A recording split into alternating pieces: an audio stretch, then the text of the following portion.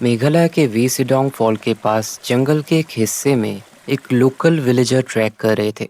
Trekking के दौरान थोड़ी दूर एक पुराने खाद से उसे एक अजीब सी बदबू आई। पहले उसे लगा कि शायद किसी जानवर की लाश हो, लेकिन जब उसने नीचे झांक कर देखा तो वहां एक इंसानी शरीर पड़ा था। ये देखते ही उसने पुलिस को इन्फॉर्म किया। जब पुलिस की टीम वहां पर पहुंची तो उन्होंने देखा कि लाश का चेहरा पूरी तरह सड़ चुका था। पहचानना नामुमकिन था। ना कोई आईडी कार्ड मिला, ना कोई फोन और ना ही कोई वॉलेट। लेकिन शरीर के एक हिस्से पर एक टैटू था जिसमें एक नाम लिखा था, राजा। ये टैटू एक राज खोल रहा था, लेकिन पुलिस के लिए अभी भी सवाल था, ये लाश किसकी थी। उसी वक्त पुलिस को याद आया कि पिछले कुछ दिनों से एक जोड़ा लापता था। इंदौर से आए एक नए शादीशुदा राजा और सोनम रघुवंशी। 23 मई की सुबह दोनों ने शिलोंग के एक होमस्टे से चेकआउट किया था। उन्होंने नोनरिया ट्रैक का प्लान बनाया था, लेकिन उसके बाद से वो दोनों लापता थे।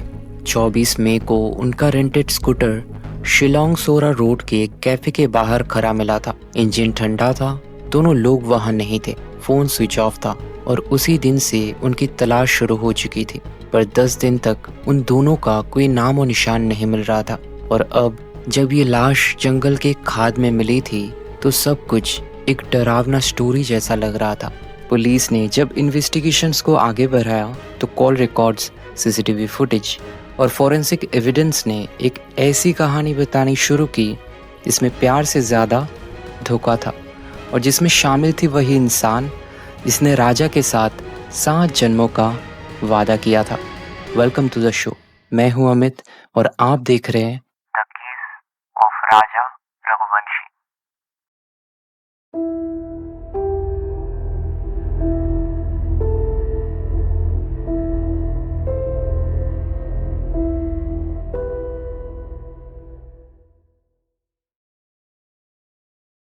राजा रघुवंशी 29 साल का इंदौर का एक ट्रांसपोर्ट बिजनेसमैन शहकार नगर में अपने परिवार के साथ रहता था, जहां वो अपने 2 बड़े भाई सचिन और विपिन के साथ रघुवंशी ट्रांसपोर्ट चलाता था।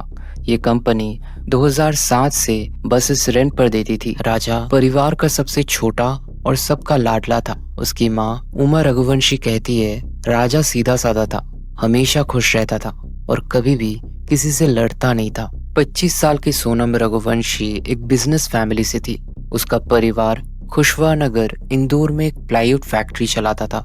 सोनम खुद उस बिजनेस के हर एक डिपार्टमेंट को संभालती थी, जैसे बिलिंग, अकाउंट्स और सुपरविजन। परिवार के मुताबिक वो एक कैपेबल और इंडिपेंडेंट लड़की थी, लेकिन उसके जिंदगी में एक छुपा हुआ सच था। राज कुशवाहा 21 साल का एक लड़का जो उसके परिवार के बिजनेस में काम करता था और उसका सो कॉल्ड लवर था। राजा और सोनम का परिवार अक्टूबर 2024 में एक मैट्रिमोनियल डायरेक्टरी समाज परिचय पुस्तिका के जरिए मिले।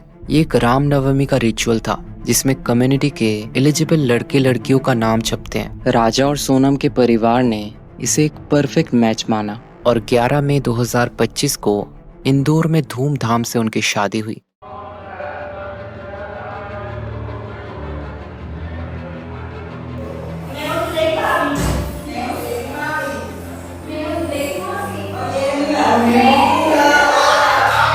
मैं सोनू यह वचन देती हूँ कि शादी के बाद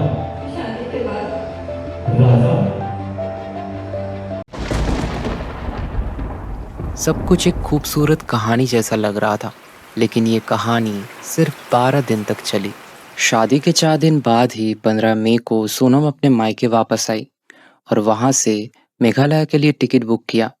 राजा इस ट्रिप के लिए तैयार नहीं था। उसकी माँ कहती है, मैंने उसे कहा अगर टिकट बुक हो गई है तो जाओ।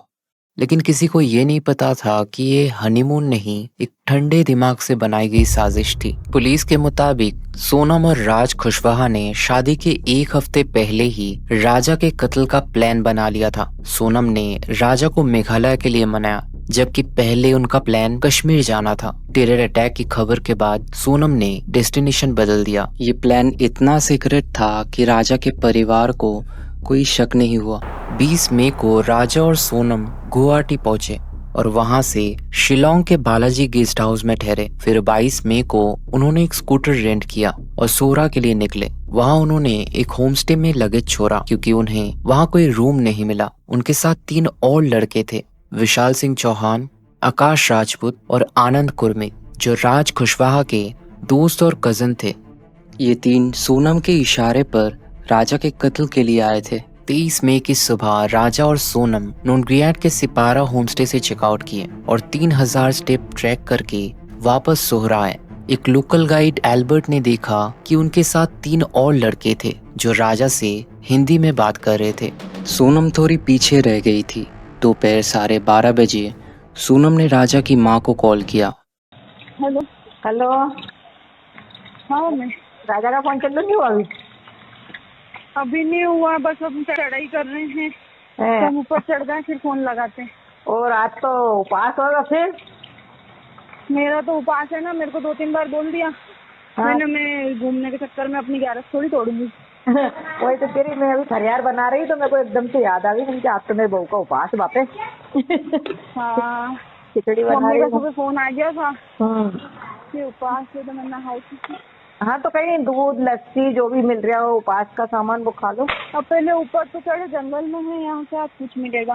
बाप रे, मैंने हाँ। कही थी कुछ ड्राई फ्रूट रख के ले जाओ, तो बोले हाँ क्या करेंगे हम, दो तो ये जंगल है, पता है, घोर जंगल है, एकदम खड़ी चढ़ाई है। चढ़ना मतलब उतरना भी खड़ा ही है और चढ़ना भी खड़ा ही है। तो वहाँ ऊपर देखने के लिए क्या गए? और ये उनकी आखिरी बातचीत थी। 1:30 बजे के आसपास ये ग्रुप वेसेडोंग फॉल के पार्किंग लॉट में पहुंचा। जब राजा वॉशरूम के लिए रुका तब विशाल ने उस पर खुखरी से हमला किया। ऑटोप्सी रिपोर्ट के मुताबिक 2 वार किए गए, एक सर के पीछे एक आगे, और राजा की मौत हो गई। सोनम वहां मौजूद थी और पुलिस के मुताबिक उसने ही इशारा की थी, इसे मार दो। उसके बाद सोनम और बाकी तीनों ने राजा के शरीर को खाई में फेंक दिया। 2/15 को सोनम ने राजा के फोन से एक सोशल मीडिया पोस्ट की, 7 जन्मों का साथ। ये एक चालाकी थी ताकि किसी को शक ना हो। फिर सोनम ने अपनी खूनी रेनकोट आकाश को दे दिया, जो बाद में मोकोमा गांव में मिला। फिर उसने एक बुर्का पहनी जो विशाल ने राज के कहने पर दिया था, और मोडोक से शिलोंग फिर गुवाहाटी से एक टैक्सी ली। कत्ल के बाद सोनम और तीनों एक्यूज्ड अलग अलग रास्ते से भागे। सोनम 25 मई को कामाख्या एक्सप्रेस से शिलीगुड़ी होते हुए इंदौर पहुंची, जहां वो राज कुशवाहा के साथ एक रेंटेड फ्लैट में रुकी। तीनों किलर्स भी गुवाहाटी से अलग अलग ट्रेन लेकर 30 मई को इंदौर पहुंचे। राज कुशवाहा जो इंदौर में ही था, उसने इस पूरे प्लान को कोऑर्डिनेट किया। हर किलर को 40 से 50 हजार रुपए मिला और सोनम ने इन्हें 20 लाख देने का वादा किया था, और कत्ल के वक्त राजा के वॉलेट से 15,000 भी चुराए। 2 जून को जब राजा का सड़ता हुआ शरीर वेसेडोंग फॉल के पास खाई में मिला था तो पहले लगा कि शायद सोनम के साथ भी कुछ बुरा हुआ होगा, लेकिन 3 जून को पुलिस को सोनम का खूनी रेनकोट और आकाश का ब्लड स्टेन्ड शर्ट मिला। एक खुखरी जो गुवाहाटी रेलवे स्टेशन के पास से खरीदी गई थी, वो भी क्राइम सीन के आसपास मिला। सबसे बड़ा क्लू था सोनम का मंगलसूत्र और रिंग जो उसने सोहरा के होमस्टे में छोड़ा था। मेघालय के डीजीपी ने कहा, एक शादीशुदा औरत का मंगलसूत्र छोड़ देना हमें शक दिलाया था। 7 जून को मेघालय पुलिस ने ऑपरेशन हनीमून शुरू किया। 120 पुलिस पर्सनल और 20 कोर मेंबर की एसआईटी टीम ने इस केस को क्रैक किया। विशाल, आकाश और आनंद को मध्य प्रदेश और उत्तर प्रदेश से गिरफ्तार किया गया। 8 जून को सोनम ने गाजीपुर के नंदगंज पुलिस स्टेशन में सरेंडर किया, जहां वो एक धावे पर अपने भाई गोविंद को कॉल करते हुए मिली। उसने क्लेम किया कि उसे किडनैप किया गया था। राज कुशवाहा को भी इंदौर से गिरफ्तार किया गया। ये कत्ल एक लव ट्रायंगल का नतीजा था। सोनम और राज कुशवाहा का अफेयर फरवरी 2025 से चल रहा था, जब सोनम ने अपने एमबीए के सपने को छोड़कर परिवार का बिजनेस ज्वाइन किया। परिवार के दबाव में आकर उसने राजा से शादी की। पुलिस सोर्स के मुताबिक वो इतनी डिटरमाइंड थी कि अगर किलर्स फेल हो जाते तो वो खुद राजा को पहाड़ से धक्का दे देती। उसका प्लान था इस कत्ल को रॉबरी का रूप दे देना, और उसने राजा के 10 लाख के ऑर्नामेंट्स भी अपने पास रखे थे ताकि ये रॉबरी का केस लगे, और बाद में विडो बनकर राज से शादी कर लेती। शिलोंग कोर्ट ने सोनम और 4 एक्यूज्ड को 8 दिन की पुलिस कस्टडी में भेजा। एसआईटी टीम अब क्राइम सीन को रिकंस्ट्रक्ट कर रही है और ये जांच रही है कि क्या सोनम पहले भी मेघालय गई थी या उसने गूगल से आइसोलेटेड जगह ढूंढी थी। इस केस में 42 सीसीटीवी फुटेजेस, ट्रेन टिकट, आधार कार्ड और कॉल रिकॉर्डिंग से साजिश का पता चला। मेघालय के मिनिस्टर अलेक्जेंडर लाडो हेक ने राजा और सोनम के परिवार से एपोलॉजी मांगी क्योंकि उनके स्टेटमेंट से स्टेट की इमेज खराब हुई थी। लेकिन राजा के परिवार का कहना है कि उन्हें सिर्फ इंसाफ चाहिए। राजा का भाई सचिन ने सोनम और राज पर नार्को टेस्ट की मांग की ताकि पूरा सच सामने आ सके और वो चाहते हैं फर्स्ट ट्रैक कोर्ट में ये केस चले और कल्प्रिट को डबल लाइफ इम्प्रिजनमेंट मिले। ये केस सिर्फ एक कत्ल की कहानी नहीं है, ये बताता है कि कैसे एक छुपा हुआ अफेयर, एक ठंडे दिमाग साजिश एक नई शादीशुदा जिंदगी को बर्बाद कर सकता है। राजा के परिवार के लिए सोनम अब एक दुश्मन है जिसकी वजह से उनका लाडला उनके पास नहीं रहा। 2025 का ये केस हमें याद दिलाता है कि प्यार के पीछे छुपा हुआ झूठ कितना खतरनाक हो सकता है। सोचिए, जहाँ एक माँ उसके बेटे के लिए नई जिंदगी की दुआ कर रही थी, वही एक औरत उसके मौत का प्लान बना रही थी।